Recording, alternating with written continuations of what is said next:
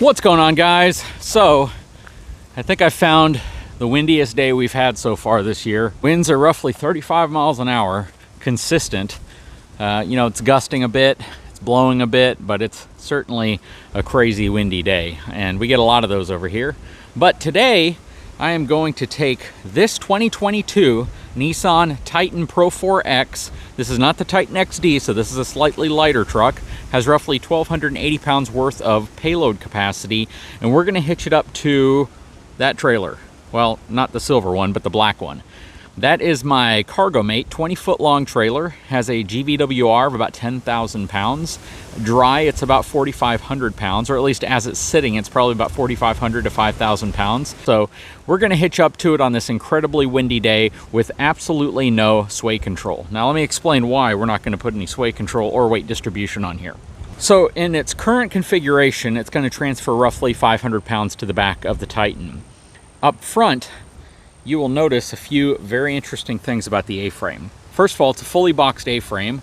It's got some crazy kind of things going on over here. The main one being there's no area for you to actually attach weight distribution or sway control friction bars to this. I'd have to run with something like the Anderson hitch, which doesn't require it. However, you still have to put clamps on your frame to be able to tighten the chains. So with this specific setup, I actually can't connect weight distribution bars or a sway control hitch. And what I want to do is I specifically want to feel what this trailer is going to be like behind that Titan. So that Titan has roughly a 9,000 pound maximum tow capacity. But when you look at this specific trailer as it sits, it's only about 4,500 pounds, which is less than half of what that Titan is actually designed to be able to tow.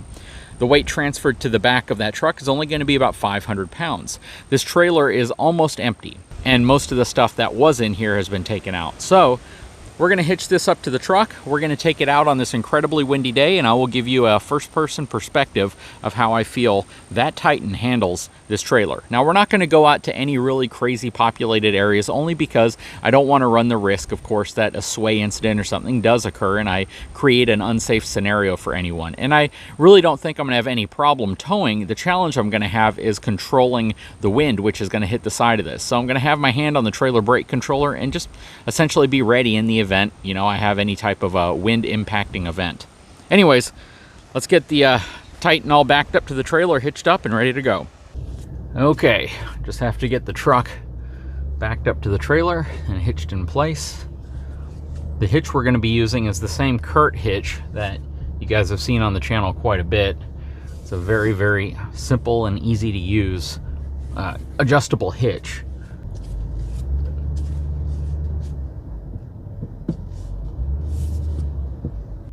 Using the nifty backup camera. Again, I do wish this was a higher resolution camera, because it certainly isn't that high resolution compared to what some of these newer trucks are coming equipped with. Some of them are so clear, it's almost like you're looking at a high definition TV. But probably my single biggest gripe with this truck would be the screen resolution. Now here it looks really good. It looks really crisp and clear. It's just when you put the camera on, it just, again, it doesn't really stand out as being one of the higher resolution cameras. And this camera view right here is kind of strange. Now you can see the parking sensors indicating I'm close to the back, which is interesting that it actually gives you parking sensor views on top of the camera. So that's kind of a cool piece of tech, mixed in with the fact that they could probably do better in terms of the actual camera view. Okay, let's get hitched up. First thing I got to do is take off my Fort Knox lock.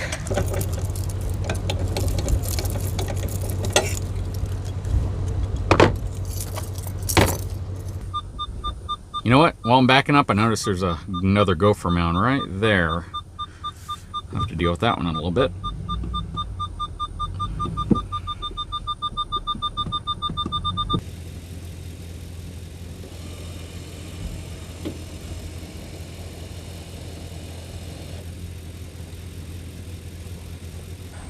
Okay, I'm not gonna lie, it dropped down a little more than I thought it would. Honestly, I almost feel like the Frontier I had didn't squat quite as much under the dump trailer. Now, again, it's hard to say exactly how much squat you're supposed to have with a certain amount of weight, because the suspension is all dialed in by the engineers whenever they designed these to squat down a certain amount whenever you load it up with weight. The trailer is relatively level. It's a little higher in the front, but not much. The truck, you know, it is probably squatting an extra 1.5 inches or so in the back. But you guys saw it probably dropped down about 2.5 inches whenever I dropped the coupler down over the hitch. But yeah, we're gonna go ahead and get it all chained up, get everything ready to go, and hit the road with it. Okay, so we are all hitched up. Again, I'm a bit surprised actually how much the back of the truck dropped down. I'm probably close to about 500, maybe 550 pounds worth of tongue weight being transferred to the back of the truck right now. It's going to be interesting when we hit the road and we go through some of this wind to see exactly how the truck responds. One of the ways to respond to sway is maybe a little bit different than most people are used to, so let me talk about it. If you've watched my video for a while, you're probably more than familiar with this process, but I'll just kind of walk you through it real quick. Okay, so down here is your trailer brake controller. We're going to set it to 6 in terms of gain, but the main idea here is that if you start to feel the truck start to do that thing where it starts wobbling in the back and you can feel that the wind is impacting it more than you like, you can squeeze your trailer brake to initiate the brakes in the back gently to pull it back in line. So what it will essentially do is create almost like an anchor in the back, which will cause the truck to straighten out and the trailer to straighten out. Now, depending on what's causing the sway, this usually will work. What you don't do is slam on the brakes. You don't do anything that could exacerbate the effect that's happening from your trailer kind of doing this number. Because the force that you cause at that point is the trailer to be pushing against the truck while it's kind of out of control, and it can cause the truck to possibly lose control simply because you have that weight being applied to the back, and it's not stable weight, it's weight that's moving back and forth. So again, the best thing to do is to gently apply your trailer brake, maintain speed. In some cases, it's even okay to increase speed a little bit. It really depends what you're going through and what's happening, but most of the time you just want to maintain your speed and apply your trailer brake gently until the trailer pulls itself back in line. Anyways, let's hit the road. Okay, so we are just taking off. You can definitely feel the weight back there. Man, that is a giant gopher mound I'm gonna have to deal with. I don't need to go through my wider opening over here, so I can go through the main gate with this trailer. All right, let's get on the road. All right, I can already tell that the wind is impacting the trailer. It died down just a little bit right now, but I got hit with a big gust a second ago. You could feel it. All right, so the suspension feels a little bit more dampened with the weight of the tongue on the back of this truck. It is just an insanely windy day right now. Yeah, this is a pretty bumpy road too.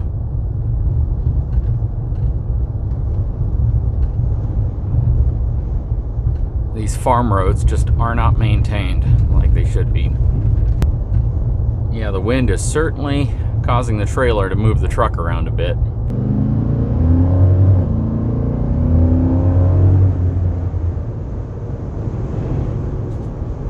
Wow, yeah.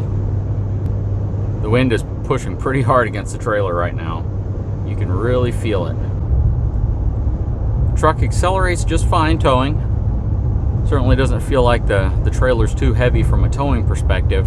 The biggest challenge I'm dealing with is just the size of the trailer, the fact that it's a big giant wall. So every time we get one of those real strong gusts, you certainly feel it hitting the trailer and wanting to kind of cause the back of the truck to move a little bit, if that makes sense. And that's really all sway is. It's several factors contributing to the hinge effect occurring between the trailer and the truck. So you have several hinge points on a trailer. One of them is going to be your axles, another one's going to be where it connects to the truck itself, and things that make that connection move are what causes sway. You could actually get that effect just because your trailer axles are out of alignment. You know, I mean, a lot of people don't realize if your trailer tires are pointed in one direction that is not straight, your trailer is going to want to veer off in that direction, and it's going to be up to the truck to constantly fight it and bring it back in line. So that could also be something that contributes to sway. Yeah, this wind is certainly causing the truck to move. And you know, even though I'm not using a weight distribution hitch or sway control setup on this rig, it's not necessarily something that's required for this type of weight that I'm pulling. I would certainly say if you're gonna haul something like this, so let's just compare it to maybe a 5,000 pound travel trailer, 5,000 to 6,000 pounds roughly, with about 650 pounds worth of tongue weight. You know, I'm probably a little more than the 500 originally that I thought, simply because of how much the truck squatted down after loading the trailer up. And again, this is not a Titan XD. A Titan XD would handle this entirely different. But at this weight, you know, it's probably comparable to a lot of travel trailers that are in that 5,000 pound weight rating. And this, in my opinion, is a good number for this truck. But the ability to add weight distribution and sway control, I think, is really important. So if you were looking at getting a truck like this, and a lot of half-ton trucks actually have this exact same type of characteristic, I would really only stick to a max of about a 6,000 pound trailer with weight distribution and sway control. Sway control probably being the most important aspect of it, simply because you want something that really creates that friction and that stiffness between the pivot points, just so you reduce the chance that your trailer is going to impact the truck while ever you're towing. And again, if you get into a sway situation where you really feel the back starting to sway a lot, just start gently applying the trailer brake, and you should be able to pull yourself back into line relatively quickly. But a big thing to remember also is to get off the road. If you really feel that the truck's having a hard time controlling the trailer, then get off the road until the wind dies down. Find a parking spot, find a truck stop, find somewhere where you can just sit it out, wait until the wind dies down, because trust me, it's a lot better to wait it out and be a little bit late to where you're going than to be, you know, laying sideways on the side of the road because you got into a really dangerous situation that put you and your family and others at risk on the road simply because you felt you should just kind of push your way through wind. Anyways, guys, I sure hope you've enjoyed this video. I'm gonna head back, go ahead and get the trailer back at the ranch, and we'll wrap this one up. Guys, if you haven't had a chance, please take a moment, subscribe to my channel, give me a thumbs up, and we'll talk to you again very soon.